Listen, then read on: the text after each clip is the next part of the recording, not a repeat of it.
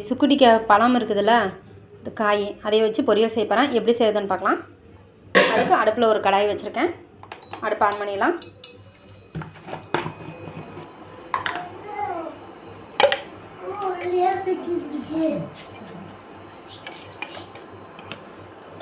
எண்ணெய் ஊற்றிக்கலாம்.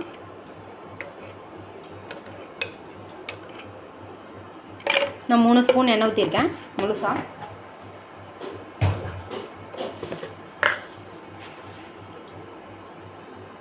கடுகு 1 ஸ்பூன்,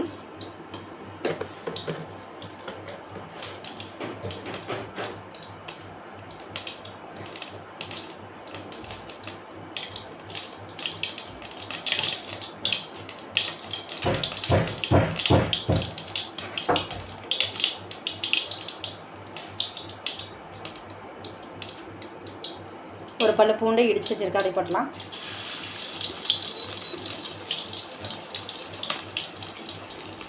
வெங்காயம், பெரிய வெங்காயம் ஒரு வெங்காயம் நறுக்கி வச்சு அதை போட்டலாம்.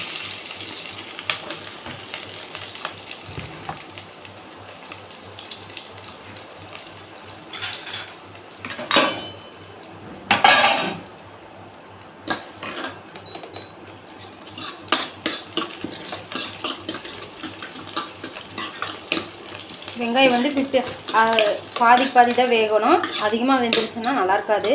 பொரியலுக்கு வந்து முட்டை பொரியல் இதை வந்து காய் வேகும் போது வெந்ததுக்கப்புறம் மிளகா, நான் வரமிளகா காரத்துக்கு தேவையான அளவு மிளகா போட்டிருக்கேன். எங்களுக்கு 4 மிளகா போட்டால் தான் காரம் கரெக்டாக இருக்கும், அதனால நான் போட்டிருக்கேன்.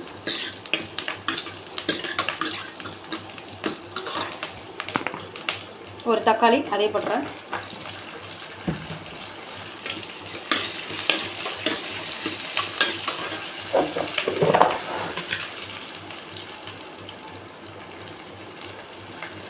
உப்பு 1 ஸ்பூன் போட்டுக்கலாம். நீங்கள் எவ்வளோ செய்கிறீங்களோ அவ்வளோக்கு போட்டுக்கலாம். கொஞ்சம் மஞ்சத்தூள், 1/2 ஸ்பூன் மஞ்சத்தூள் போட்டிருக்கேன்.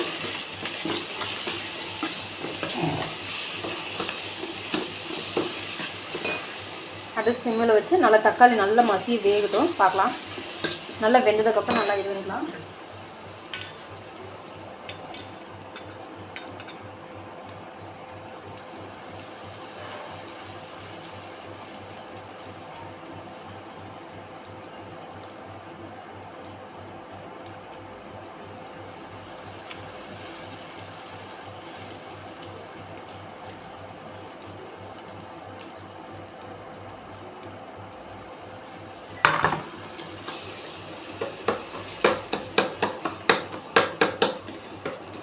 உப்பு போட்டால் மட்டும்தான் இப்படி நல்லா மசிஞ்சு வரும்.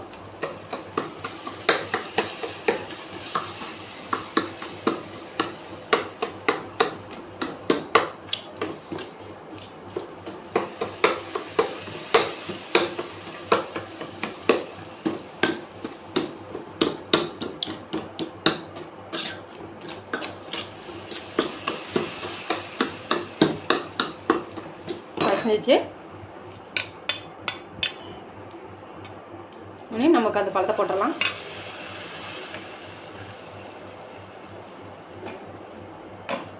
தண்ணி ஊற்றாமல் ஆவியில் தான் வேக வைக்க போகிறோம். தண்ணி ஊற்றினா நல்லா இருக்காது.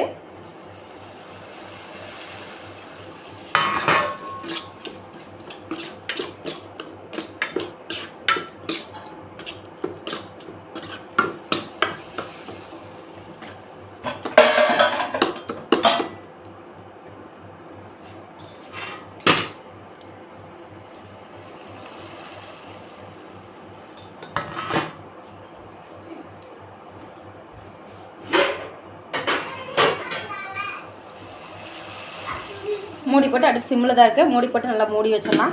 நல்லா வேகட்டும். பார்க்கலாம் எந்த அளவுக்கு இருக்குதுன்னு.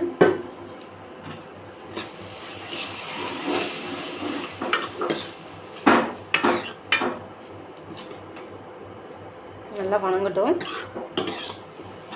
அடி வத்தாமல் இருக்கிறதுக்கு அடிக்கடி இப்போ நான் எதுக்கு 3 ஸ்பூன் எண்ணெய் ஊற்றணுன்னா இந்த எண்ணெயிலேயே நல்லா வணங்கணும். அதுக்காகத்தான். நல்லா வணங்கட்டும். மூடி போட்டு நல்லா வேக வச்சிடலாம். நல்லா ஆவிலே வேக வச்சிடலாம். ஏன்னா நம்ம முட்டையை ஊற்றி தான் வறுக்க போகிறோம், அதனால தான். பாருங்கள் எந்த அளவுக்கு நல்லா வணங்கிடுச்சு. பாருங்கள் நல்லா வணங்கிடுச்சு. கண்ணாடி பதத்துக்கு நல்லா வணங்கிடுச்சு. அடுப்பு சிம்மில் தான் இருக்குது.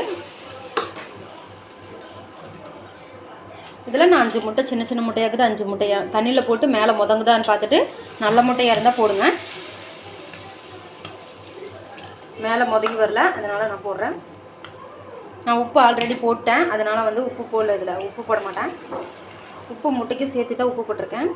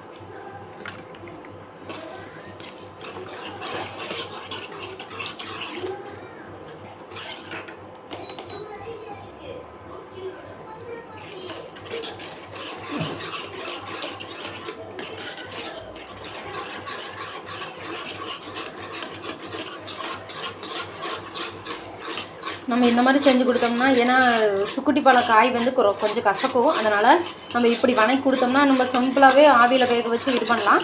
ஆனால் முட்டை உடைச்சி கொடுத்தோம்னா அது குழந்தைகளுக்கு தெரியாது, குழந்தைகளும் விரும்பி சாப்பிட்ருவாங்க.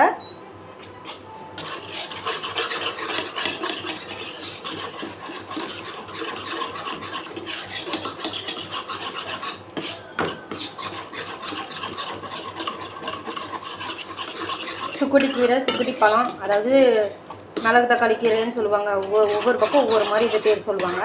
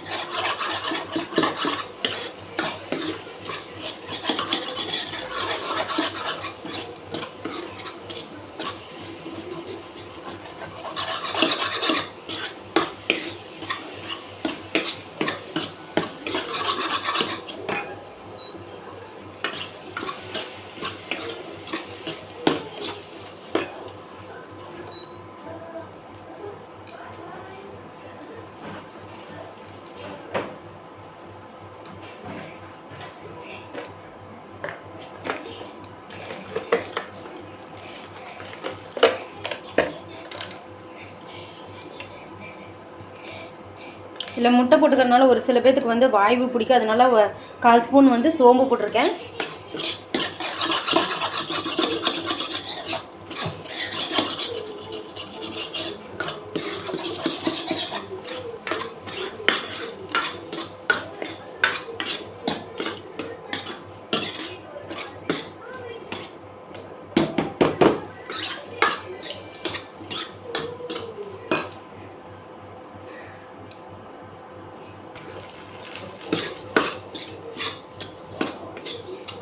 இப்படியும் சாப்பிட்லாம். நான் வந்து கொஞ்சம் தேங்காய் போட போகிறேன்.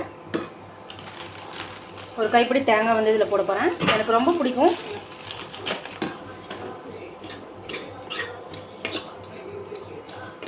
நீங்கள் தேங்காய் வேண்டாம்னா விருப்பப்படலைன்னா நீங்கள் தேங்காய் போட தேவையில்லை, தேங்காய் இல்லாமல் கூட செய்யலாம்.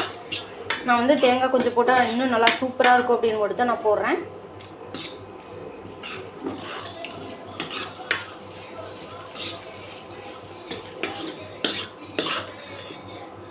அடுப்பாக பண்ணிடுறேன்.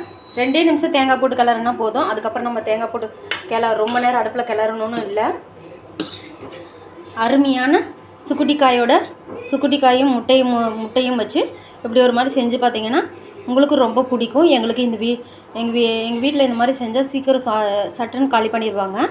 சூப்பராகவும் இருக்கும். இது போல் நீங்களும் செஞ்சு பார்த்துட்டு எப்படின்னு சொல்லி லைக் பண்ணுங்கள், ஷேர் பண்ணுங்கள், சப்ஸ்கிரைப் பண்ணுங்கள், கூட இருக்கிற பெல் பட்டனை கிளிக் பண்ணுங்கள். அப்போ தான் நாங்கள் போடுற வீடியோ உடனுக்குடனே உங்களுக்கு வந்தடையும். இது வரைக்கும் எங்களுக்கு ஆதரவு கொடுத்த அனைவருக்கும் ரொம்ப நன்றி.